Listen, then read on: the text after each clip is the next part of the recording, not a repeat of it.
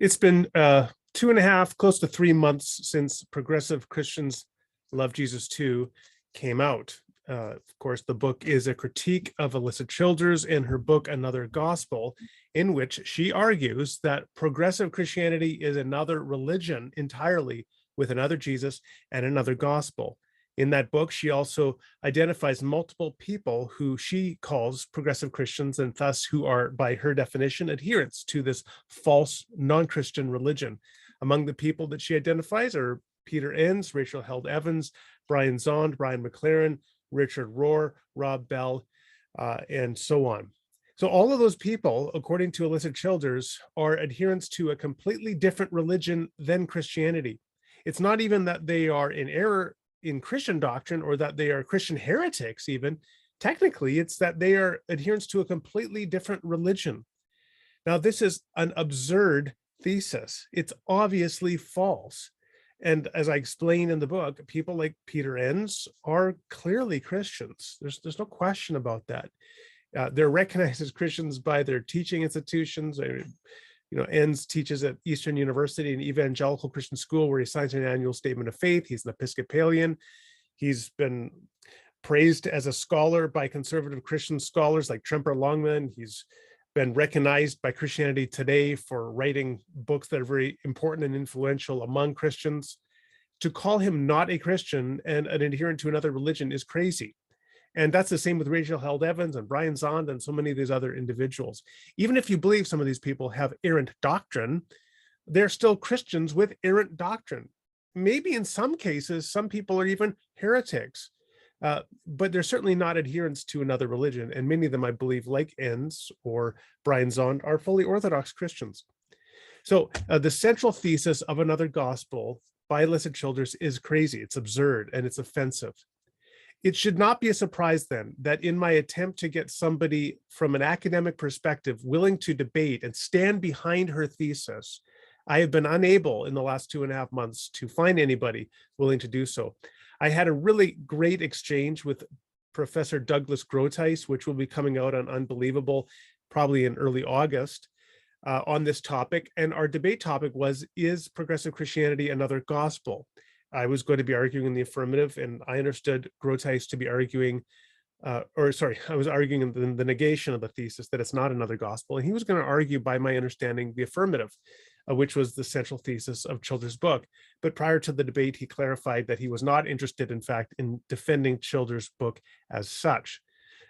So I reached out by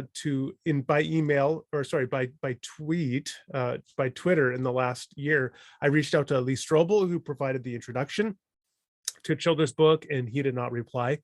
And I reached out a few times on Twitter to Sean McDowell, who gave a glowing endorsement of Childers' book, and he did eventually reply, and he politely declined to stand behind his endorsement of her book in a debate.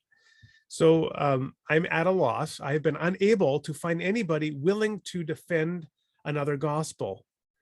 And I think that's telling, because this book is still going like wildfire through the conservative evangelical community.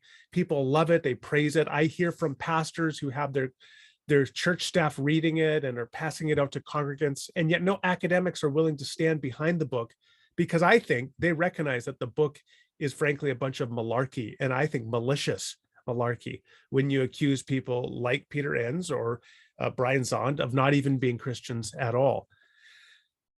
That said, I do encounter some people who are willing to offer, I think, sort of half-hearted defenses of Childers' book, Another Gospel. And in this video, I want to briefly talk about 3 of the half-hearted defenses that I encounter, particularly on social media, on Twitter, where I spend most, if not all, of my time on social media.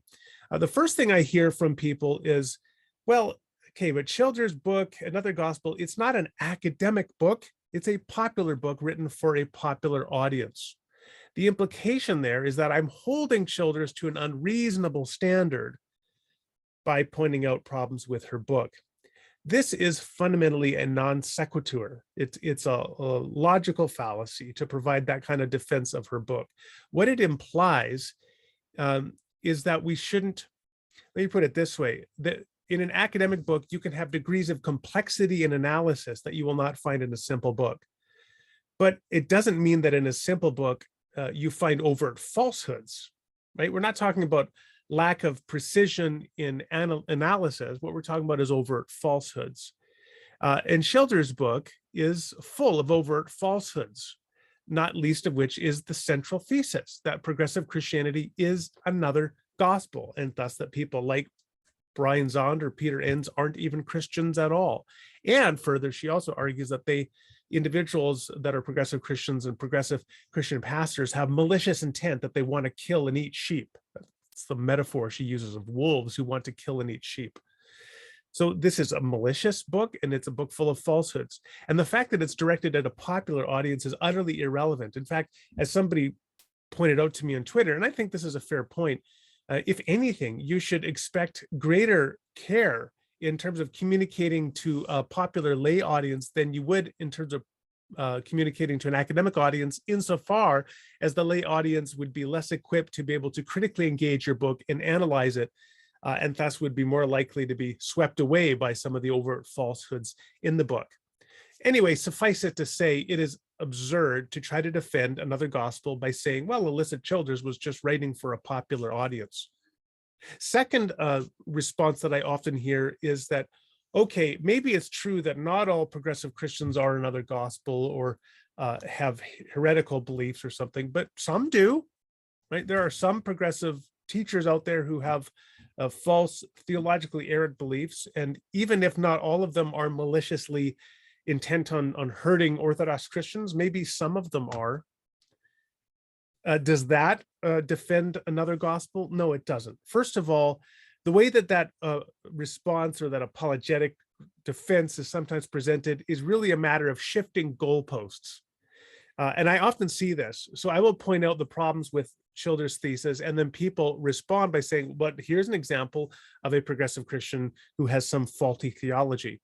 What they're doing is shifting goalposts, right? They're moving from the central thesis of her book, which is that progressive Christianity is another gospel, and thus progressive Christians by implication are not Christians at all, and further that they all have malicious intent to harm and hurt Christians. You shift from that to saying, well, but some progressive Christians have unorthodox theology, and that is shifting goalposts, right? That's changing the parameters of debate.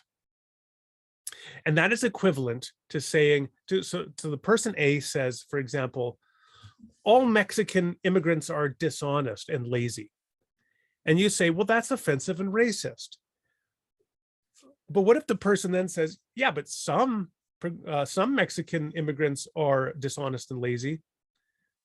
Well, okay, perhaps. But we weren't talking about the fact that some are. You can go to any significantly large demographic in society and find that some people within the demographic are lazy and dishonest.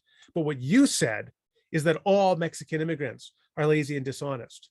And what Alisa Childers said is not some progressives have bad theology, because of course that's true of some evangelicals, right? There are in fact many conservative evangelicals I think have very bad theology, and some of them I think are outright heretics. But that's not your claim. It's not that some progressives have bad theology.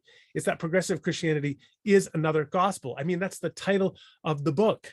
So don't shift goalposts by saying, but let's talk about the bad theology of some progressive Christians.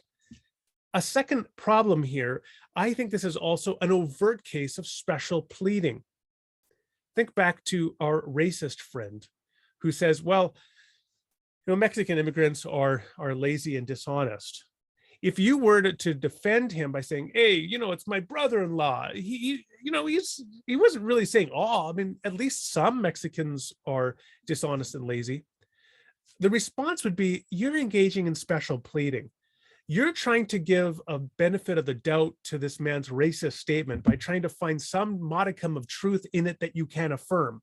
And thus, by shifting from a general statement about all, which is clearly a prejudicial statement, to one that you've now delimited to an indeterminately small subset of the wider population. And that's fundamentally dishonest.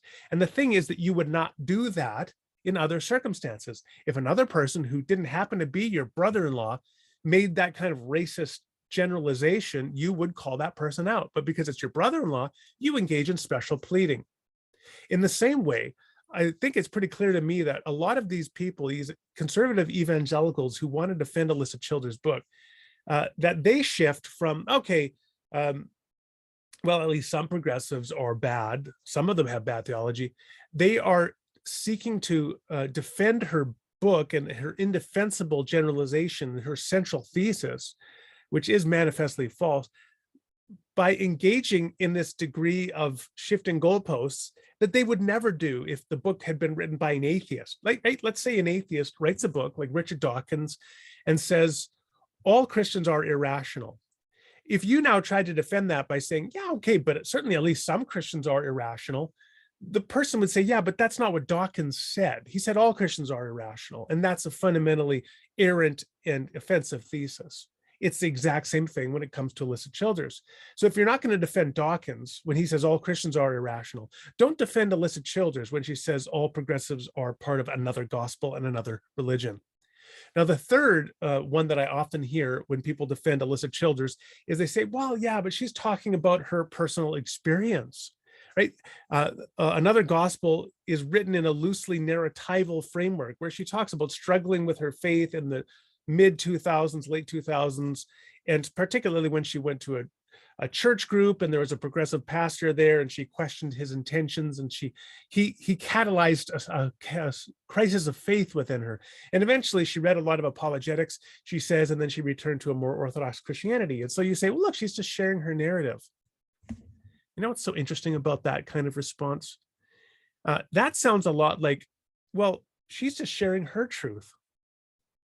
Now, the irony is that in Alisa Childers' book, she rails against relativism about truth.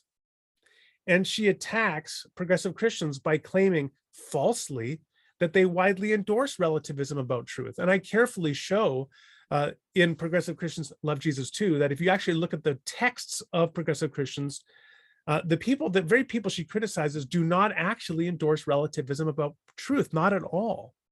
They endorse epistemic humility about our grasp of truth. Very different thing. However, when people try to defend Alisa Childers' book, Another Gospel, by saying, well, let's focus on the fact that this is her personal narrative, right? This is her truth, essentially, is what they're saying. They're now lapsing into a relativism about truth, right? By subtly saying, well, don't worry about the objective claims. She's just sharing what her experience was. No, in fact, she's not just sharing what her experience was. She's arguing a central thesis at the very heart of her book, which she hammers on chapter after chapter, which is that progressive Christianity is another gospel. Progressive Christianity is not another gospel, and it's not, as she says, another religion. And progressive Christian pastors are not, as she says, all malicious wolves out to eat some sheep steak. Her book is full of malicious falsehoods. And the great irony is that so many conservative evangelicals are defending this false, offensive, and harmful book and purporting to do so because they love truth. If you love truth, then you call out falsehood. And Another Gospel is full of falsehoods.